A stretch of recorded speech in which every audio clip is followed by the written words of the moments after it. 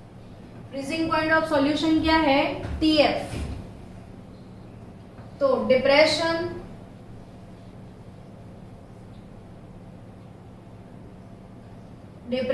इन freezing point delta TF, और delta TF क्या होगा? तो TF डिप्रेशन आया, इससे ये कम हो गया, तो TF not greater than TF है यहाँ पे हमारे पास, ये मत भूलो कभी। तो TF नॉट माइनस TF होगा। तो depression in freezing point delta TF is equal to TF not minus TF। तो यानी कि depression in freezing point delta TF as it is a colligative property, so delta TF is directly proportional to molar concentration of solution.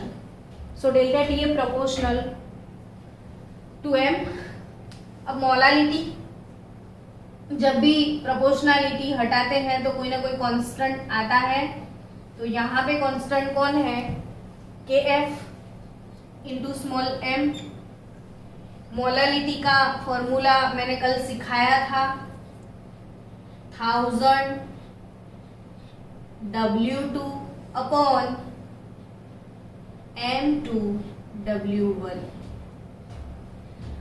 What is KF here? तो it is molar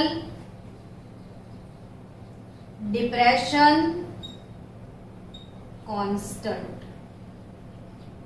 तो KF क्या है? तो molar depression constant है।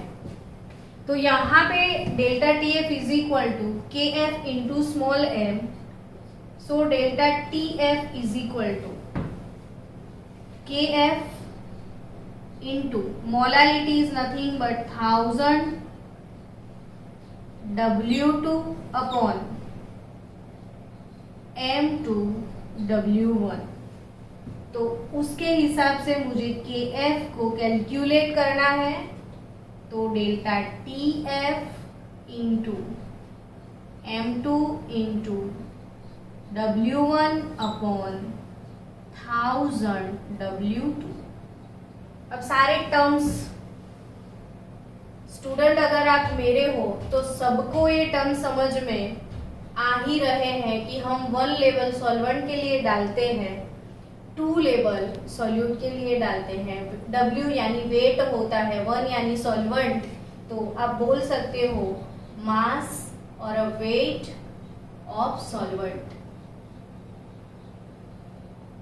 ये क्या है? तो mass of solute W2, mass KF is equal to ah तो થઈ ગયું। What is W? तो mass of solvent. What is M2? तो molar mass of solute. What is W2?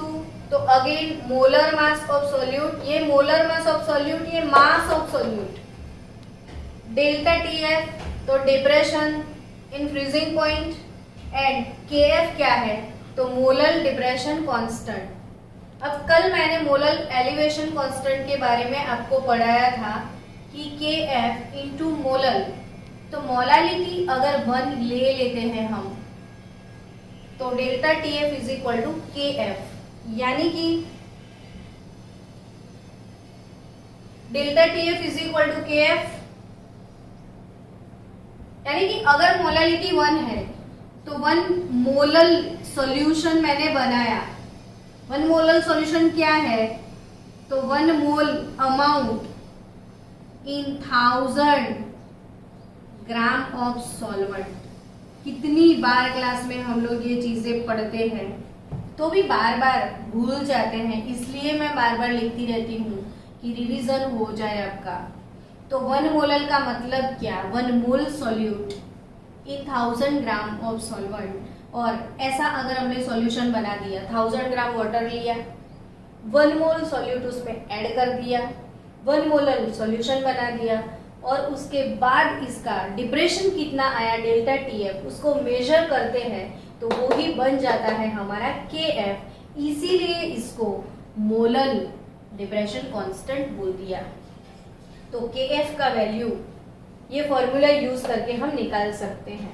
और कल हमने यही चीज पढ़ी थी कि इस फॉर्मूला से हम अननोन सब्सटेंस का मोलर मास भी निकाल सकते हैं, कि अगर मेरे पास कोई सब्सटेंस अननोन है तो अननोन सब्सटेंस का मुझे मोलर मास निकालना है, तो अननोन सब्सटेंस का molar mass of solute M2 के हिसाब से फॉर्मूला डिराइव करो तो आपको मिलेगा KF into 1000 into W2 upon delta TF into W1। तो अननोन सब्सटेंस को कोई भी स्पेसिफिक वेट ले लो तो हमारे पास W2 नॉन है, उस स्पेसिफिक वेट को आप स्पेसिफिक मास ऑफ सॉल्वेंट में डिसोल्व करो तो हमारे पास W1 भी है। अब इन दोनों का सॉल्यूशन बना के उसका depression in freezing point delta TF देख लो, क्योंकि सॉल्वेंट का तो पता ही है 0 डिग्री है। सॉल्यूशन बनाने के बाद इसका फ्रीजिंग पॉइंट आप मेजर कर लो, दोनों का डिफरेंस निकालो तो डेल्टा TF मिलेगा, तो वो वैल्यू यहाँ पे डाल देते हो, ये भी पहले से हमारे पास होता है। तो अननोन सब्सटेंस का मोलर मास भी इसी मेथड से हम निकाल सकते हैं।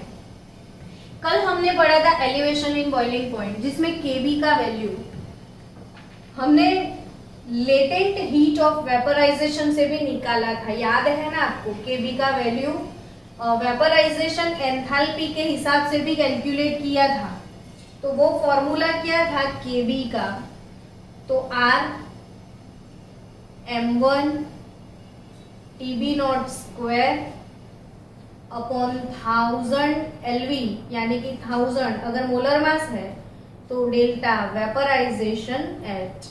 तो यहाँ पे ये Kb का वैल्यू वेपराइजेशन एंथैल्पी के हिसाब से भी आप कैलकुलेट कर सकते थे।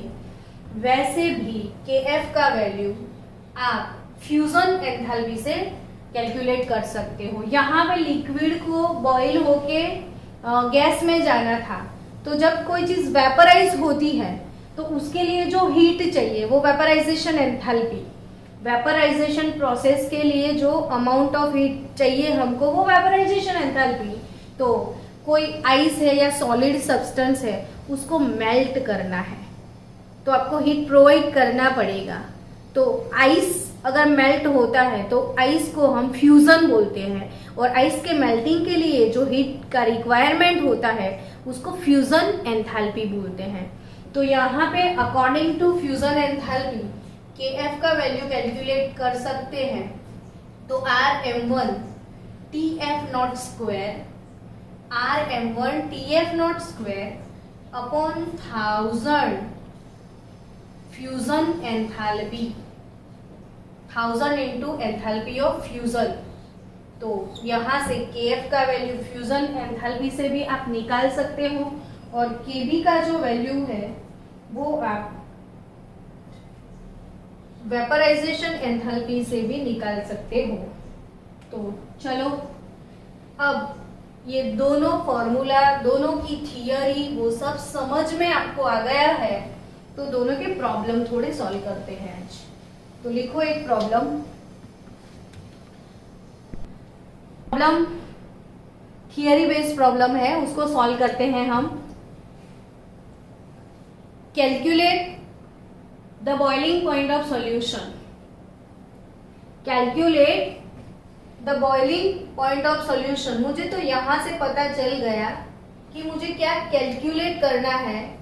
तो मेरा टारगेट है boiling point of solution.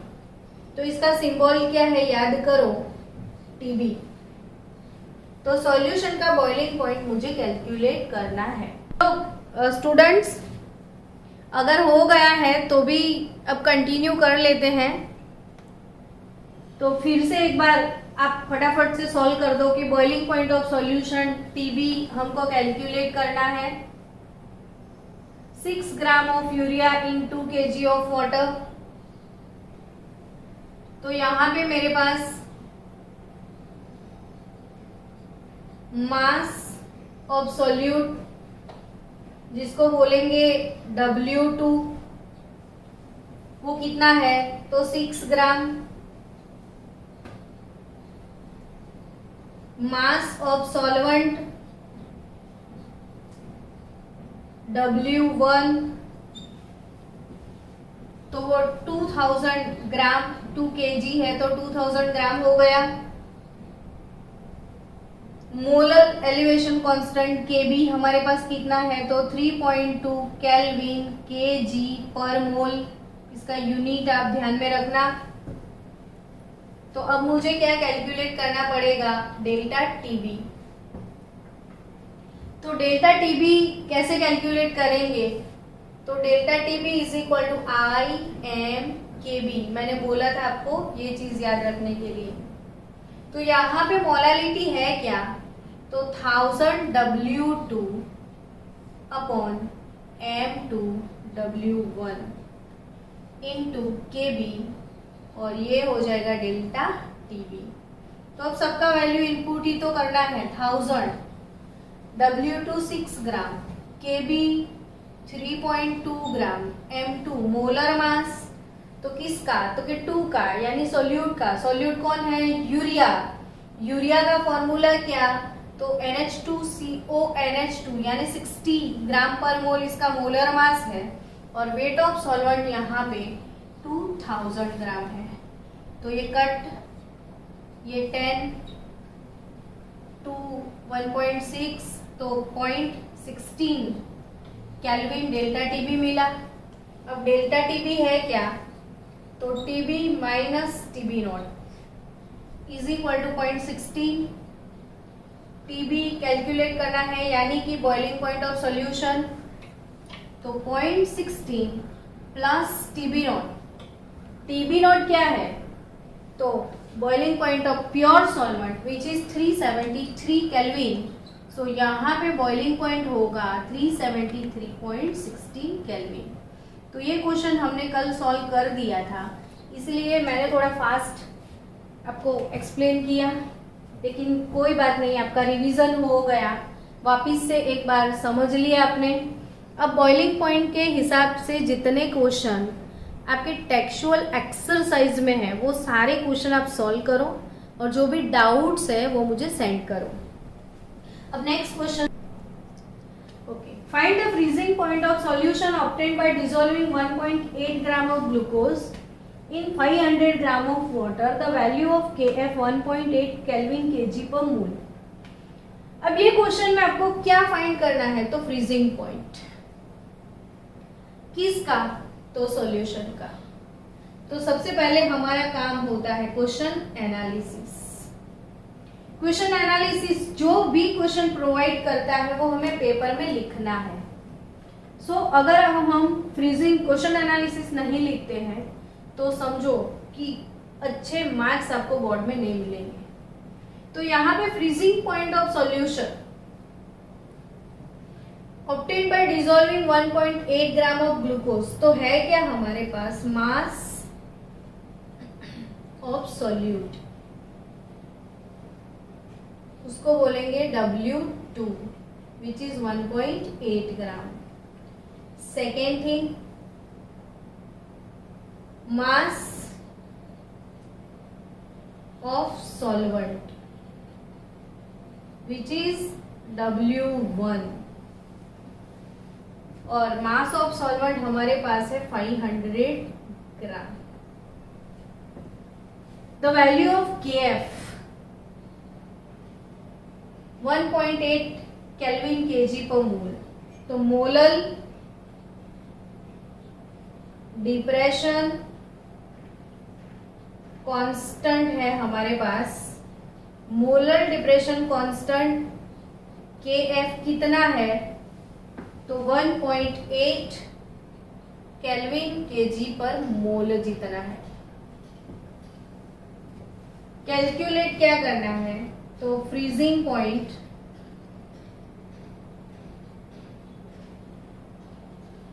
Of solution. Solution का फ्रीजिंग पॉइंट सिंबल होगा TF, वो कैलकुलेट करना है क्या हमारे पास, तो freezing point of solvent, pure solvent का फ्रीजिंग पॉइंट हमारे पास है TF नॉट, और वो 0 डिग्री सेल्सियस और केल्विन में 273 केल्विन। अब क्या निकालना पड़ेगा, तो कि डेल्टा टी एफ, फॉर्मूला क्या है, तो आई एम के F. So delta T F molality का फॉर्मूला आप बाय हार्ट करो, 1000 W2 बाय M2 W1, और यहाँ पे के एफ 1000 W2 कितना है, 1.8 ग्राम जितना है, के एफ 1.8 मैचिंग, M2 कितना है, M2 molar mass, molar mass of solute, glucose, glucose का फॉर्मूला C6H12O6, तो इसका मोलर मास निकालोगे आप तो 180 ग्राम पर मोल आएगा. वो भी आपको यहाँ पे क्वेश्चन एनालिसिस में लिखना है कि molar mass of solute M2 is equal to 180 gram per mole, और वेट ऑफ सॉल्वेंट जो कि है 500 ग्राम. ये गया कट, 180 तो 18 इंटू 18 दोनों के 100 इंटू 18 इंटू 5, 500 का 5, तो 18 कट हो गया, तो 18 अपॉन 500 कैलकुलेट करो वैल्यू, तो आपको कितना वैल्यू मिलेगा, 0.036. अगर आपके पास कैलकुलेटर नहीं है और सीधा आपको कैलकुलेट करना है तो 18 अपॉन 500 है, दोनों को 2 से आप मल्टीप्लाई कर लो, तो 18 इंटू 2 कितना होगा, 36. 500 इंटू 2 राउंड फिगर आपको मिल जाएगा 1000, तो आपका सीधा वैल्यू निकल आएगा 0.036. अब डेल्टा टी एफ क्या है, डेल्टा टी एफ तो T F not minus T F होता है यहाँ पे, तो it is 0.036. T F not आपके पास है केल्विन में 273 minus T F is equal to 0.036. बच्चे यहाँ पे गड़बड़ करके बैठ जाते हैं, जल्दी में बिना समझे अगर आप यहाँ पे लिख दोगे तो आपका आंसर रॉन्ग आएगा, भले ही क्वेश्चन कितना इजी हो. तो यहाँ पे टी एफ आपको 273 से माइनस करके लिखना है, तो 273 माइनस 0.036 का वैल्यू है 272.964. तो ये हो गया इतना केल्विन आपका T F boiling point of solution. तो